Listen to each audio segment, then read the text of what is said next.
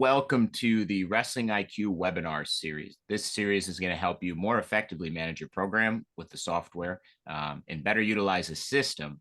So I've got my business partner on today, Matt, who's going to share the tech side and some of the improvements he's been putting into messaging over the last 4 months. And I will talk about the operations side of running a rec, high school, or club program and effectively communicating through the software. So Matt, you want to take and kind of give us an overview of some of the new things that you've put out to help programs? Sure. So in Wrestling IQ over the last 12 months, I'd say we've really put a focus on rosters in conjunction with messaging and how that plays out in a communication world is that we're transitioning clubs from they send this big email that has all the information you need for a week. It's really long. It works okay for some clubs, but when you transition to something like Wrestling IQ, you now have the capability to send shorter messages because all the information is other places in the system, like the calendar. You can send targeted messages, like only to a specific roster. Um, so we try to coach people into a shorter, more to the point message that only coaches send and broadcast information one way, but give people the resources to find it themselves also, instead of having to always find that one email that was sent 2 weeks ago and Apple mail search is terrible when you're in a gym and like no one can find anything. So that's where we're trying to focus, and that's where the features have transitioned us to, and I'm happy to demo that too as we get into the weeds of it here. Great. So can you give us real quick just a couple of things you see as being like maybe give us a demo of the best practices of how to use the software for those shorter communications and pushing people to the calendar? Sure, let me share my screen. So I'm in Wrestling IQ here. I'm going to be doing most of this admin work on the desktop, which is where you should do most of your configuration. And then day to day in the app works great for messaging to the groups. Where we want to start and where teams use Wrestling IQ really well communication wise is they have great rosters. And what I mean by that is, take for example, I have this roster here. This is a club account. So in some cases, club teams, you're going to have a roster that's pre-filled based on registrations. That's this one. In this case, I also have manually created a level 0 folk style roster.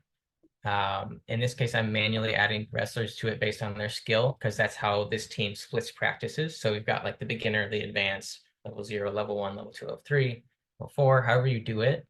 Have those skill levels split out, and the seam there is practice times. So whatever you're splitting your practice schedule based on, you need distinct rosters for each one. And I'm harping on rosters because rosters. Go ahead, Jeff. No, I was just going to say, if I've got one big team, why am I not just pushing everything out to the whole team? Well, it's diluted, right? So the problem with those big emails is parents actually don't care about anything except for what impacts their own child. And that makes perfect sense, particularly for rec environments where, it's not a super competitive environment. It's more like, I want my kid to experience this and I'm going to show up and drop them off. So when you have parents that are more like that, you need to be very succinct with your communication or else they'll just ignore everything. So when you over communicate too much beyond the practice schedule and very important things, you just lose everything. And then suddenly you're sending more messages and even less people are reading it. And it's a really slippery slope as you get down to that. So the key there is dialing in who you're sending the messages to so that the advanced people don't care about the beginners. Same with beginners and advanced. Don't copy and paste the same message between them. Dial it in. Like this, it takes a little more effort on you as an admin, but it's a much better experience for your retention and parent experience if they're not getting bombarded with information that's not relevant. And they're going to use the software a lot more too, because the notifications, they're not going to turn them off because now I'm getting 14 emails in a day and only one of them is relevant to my child. Yeah, it's sort of like for those of you in a corporate environment or anything that have used Slack or the sort of chat notifications, like there's so many, you end up just ignoring half of them. And then everyone has to start DMing you. And then you maybe unbear yourself from there. But how you communicate as a team is actually one of the most challenging and most important things. So, the fancy business school word is information architecture. That just means make sure you're communicating only the things that need to be communicated to the right people at the right time. And that takes effort and thought. And, tools like this, we help you do it, but it only gets you so far. You have to embrace the switch in your mind from blast to the whole team to we're only sending this message to these 20 people and this message to these 30 people and this message to the other 30. And that's what we're showing here is in an email, that's very hard. You have to BCC 20 people. Like it's incredibly difficult. But if you're using Wrestling IQ well, it's actually not that hard. It takes an extra 10 minutes to set it up in the beginning, and then you Meaning mostly in the coast. beginning, you set up your rosters, that flows through to your messaging group, that flows through to your calendar.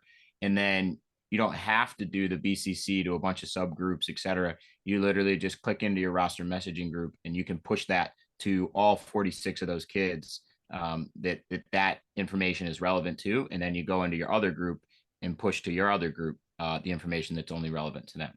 That's correct. So you reference a messaging group sync to a roster. So we start with rosters, get that all shored up. And what Jeff is talking about is when you then create your groups here, I'm going to create a level 0 group. Let's call it 2023, 24, level 0 folk style.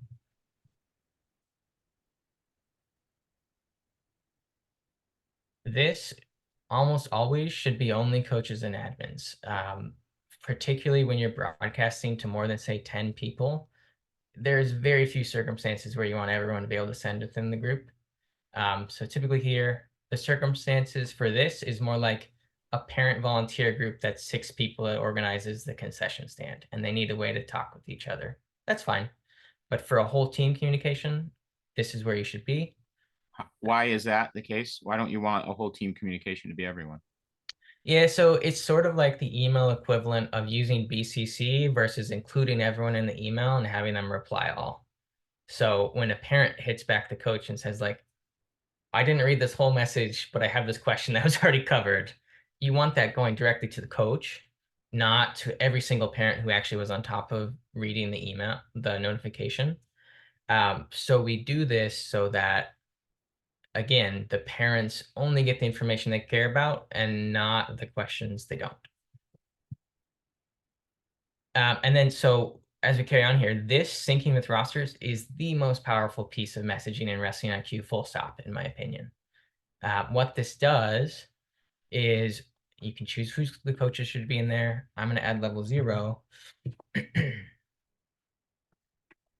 We'll create this, and this will now be synced with that roster, meaning if we go back to this roster over here and we add someone to this level 0 group,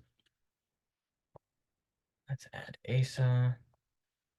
You'll notice that automatically Wrestling IQ has added both Asa, this is the wrestler, and the guardians of Asa, Marta in this case. So you don't actually have to deal with managing memberships in a roster sync group. You just focus on the roster, everything else flows out from there. And now you have this roster that's only the people who care about level 0 stuff. You can send messages to them. What if I have somebody in that group that maybe is a parent that's really involved and I want them to be able to send messages to, not just coaches? Yep, absolutely. So if you are to edit the members here, there's this column. Notice we are the 2 coaches here, so we by default can send. But if, say, Marta um, needed to be able to send because she organizes a lot of stuff, just give her permission to send to the group.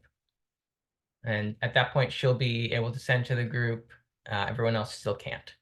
So that's a great way to involve key parents who are communicating but don't need coach accounts.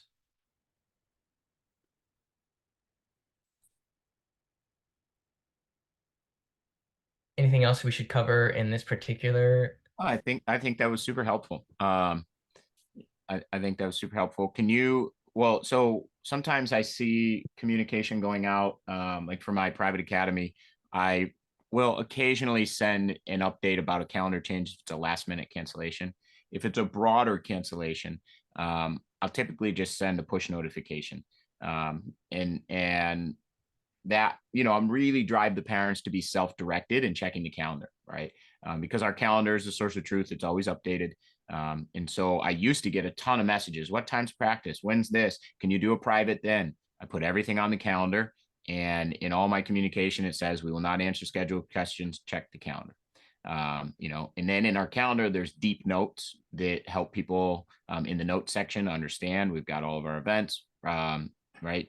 We've got our calendar robustly set up and our roster is tied to it. So when I cancel class, I just send a push notification that that class is canceled or changed, etc. And I really don't send messages out about class changes. Yeah, and you shouldn't. I think that's a great best practice. So one of the things people miss with Wrestling IQ is that with the app, particularly the iOS app, when you receive notifications, what type of notification it is, it actually shows up differently on the user's lock screen. So messages get grouped together by group, sort of like Slack does, but event cancellations are their own category of things. So if you have a cancellation and you send it to a messaging group, but you're over communicating in that messaging group, and it just gets overlaid onto the next notification, the operating system is going to just stack that onto the messaging group. They have to open the messaging group at that point to see it. It's sort of just buried. So I think what Jeff is talking about, by the way, is if we say needed to cancel level 0 practice today, notice I have the roster linked up here. I've got some good things linked up, like Jeff is talking about, like a maps location, notes. Here's a link in the notes to register if you haven't. But when you change it, let's say we delete this practice. We're going to only delete this event. You get the chance to notify only the people who care about it. So I'll click send notifications. And now all of those parents and coaches who are part of that roster got a notification saying practice has been canceled. You don't need to explicitly send it to them. They've got it. The advanced people don't care. The level 0 people just got it. Great. Similarly, if you were to change a practice, you get the opportunity to also send people notifications. So whether you're deleting or changing times, basically any calendar event, you get the opportunity to broadcast that to the appropriate people. So speaking of notifications, some people, I don't have a smartphone. I have a flip phone. And so maybe I get text messages or I get emails, right? And so I can choose my notification. Can you show me how I know who has what type of notifications? And then also too, so I can understand, oh, wow, actually, if I send 14 messages, that could be emailing me 14 times, right? And so that could really get me to move off of using the software because then I unsubscribe from the email list. Yep. Yeah, absolutely. So it's worth a step back here, I think, to talk about one thing that people often get confused about when they're switching to Wrestling IQ is other apps have a distinction between channels. There's like, you can email the whole team, you can send them a push notification, or you can, I don't know, send them a poster, whatever it is. They let you actually choose how you send to them. And we've chosen to not do that because we don't believe it's in line with modern privacy laws. And if we play the tape forward 10 years, if we see everything going on in California, Europe, United States, privacy-wise, people need to be able to be given a chance to unsubscribe on a per channel basis. So what we've said is, nope, you as the coach don't get to choose how people receive their messages. It's on the parent or the wrestler or the coach to choose how they get that information best.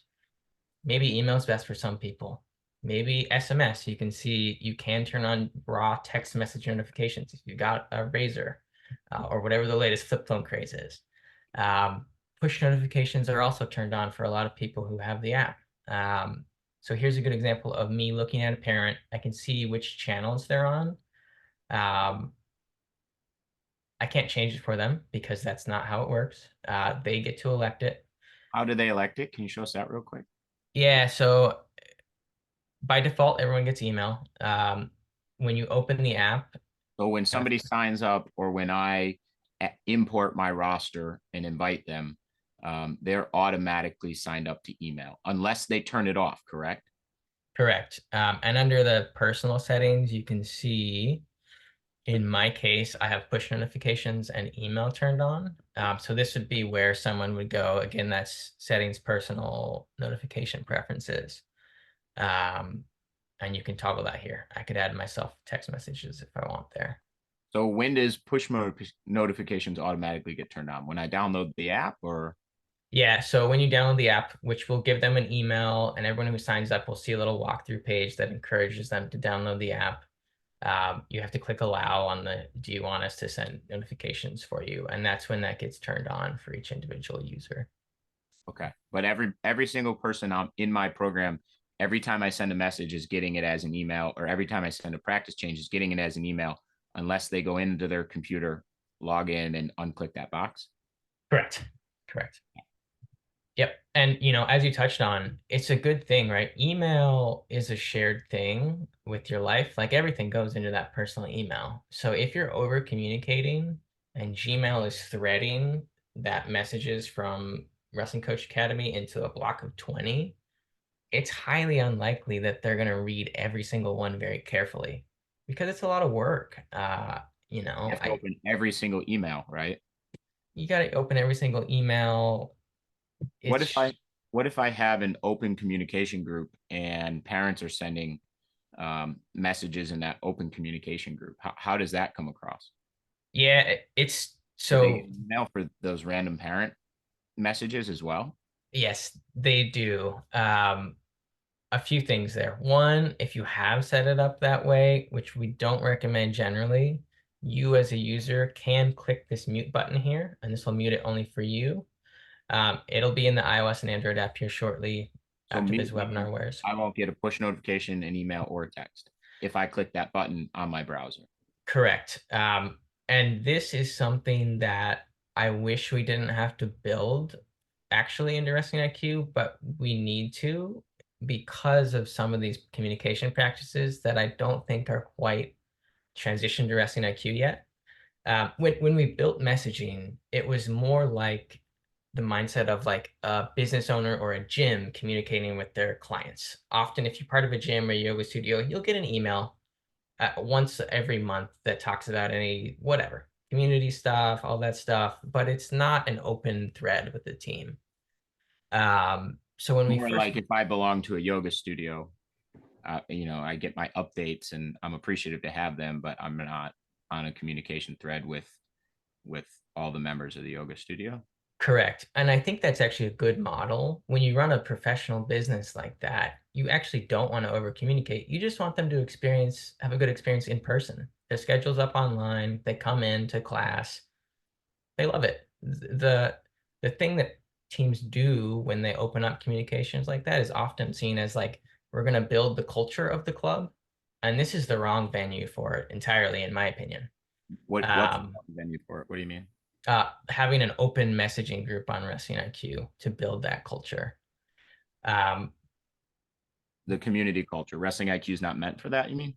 yeah, that is what I'm getting at. Is Wrestling IQ is meant for conveying key information about running a team and getting a team in order to get at the tournament on time. And there's RSVPs in the calendar. Like all these things are meant to help you run a team more efficiently. It's not a culture building thing. Your culture comes from the room experience. It's not about the digital messages you send at 11 p.m. that half the parents don't care about. It really isn't. Um, and some parents, the pressure for that comes from the one or two loud parents who are upset that they can't message everybody in the app. And I would urge you to ignore them. Tell them, you know what? We have social media. Go ahead and post that comment, tag us in it, build up our Instagram. Go to the Facebook page for that and build the community there, or talk to other people there, friend them, message Sure. on Go Facebook. exchange numbers with the one parent you actually want to be friends with in the stands and like, build up a friendship. You don't need that to be in here. And I don't think it's the appropriate place, actually. I think that culture stuff is much better suited for in person. Coaches should be building that culture in the room. And that's really it. It's not a culture building tool. You also run the risk of negativity So one of the problems with Facebook and Instagram is just when you have an open platform like that, there's always some sort of unforeseen drama that the one parent says something insensitive to the other parent, and now the whole team has seen it if they're in a open group like this. Um, and by the way, once you click send, the notifications go out. Even if you're able to delete a message in Wrestling IQ, which you can't, everyone's going to see it. It's not something that you can take back. So when you're talking about building culture, I actually think that a digital thing is much harder to do well than an in-person curation of comments like that. If someone says something to you in person, you can have a conversation about it. You can work through it. You can address it right then. You don't have a message sitting for 2 hours that the coach hasn't seen because they have another job, and suddenly 80% of the parents are now mad about it. And there's a whole, like, we just want to wrestle. We just want to have fun. That's where you should aim to be here with this system. That's basically it. So you're saying kind of less is more then. Absolutely.